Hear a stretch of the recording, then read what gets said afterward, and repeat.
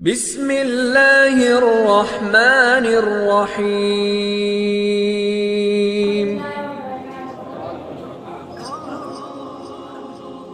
بسم الله الرحمن الرحيم الحمد لله وحده والصلاة والسلام على من لا نبي بعده أما بعد أعوذ بالله من الشيطان الرجيم بسم الله الرحمن الرحيم ما كان محمد أبا أحد من رجالكم ولكن رسول الله وخاتم النبيين قال الله وكل شيء عليما. قال النبي صلى الله عليه وآله وسلم أنا خاتم النبيين لا نبي بعدي. حضرات محترم، رب کریم نے انسانیت کی ہدایت کے لیے مختلف ادوار میں انبیاء علیہ السلام کو مبعوث فرمایا اور آخر میں بقول شاید نبی آتے رہے آخر میں نبیوں کے امام ہے ہمارے حضرت محمد صلی اللہ علیہ وسلم تشریف لائے. سامعین مکرم، یہ مبارک سلسلہ ہمارے نبی کے نام حضرت محمد صلی اللہ علیہ وسلم پہ ختم ہو چکا ہے. ہر مومن مسلمان کا عقیدہ ہونا چاہیے کہ حضرت محمد صلی اللہ علیہ وسلم کے بعد دنیا تو ختم ہو سکتی ہے،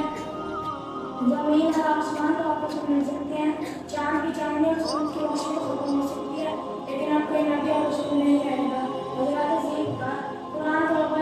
قرآن و حدیثوں کو غور پڑھیں تو ہم دیکھتے ہیں جتنے بھی انبیاء علیہ السلام تشریف لائے ہر ایک نے اپنے بعد والے آنے کی خبر دی. سیدنا عیسیٰ علیہ السلام نے مبشرا برسول یأتی من بعد اسمہ احمد کہہ کر ہمارے پیارے نبی محمد صلی اللہ علیہ وسلم کی آمد کی نبی سنائی، مگر آپ صلی اللہ علیہ وسلم نے تشریف لا کر نبوت کی دوار پر آخری پہنا دی اور نبوت کی زبان سے فرما دیا انا خاتم النبیین لا نبی بعدی. بلکہ اس عظیم منصب کا دعویٰ کرنے والے جھوٹے اور مکار لوگوں کے بعد سے پوری امت کو آگاہ کر دیا گیا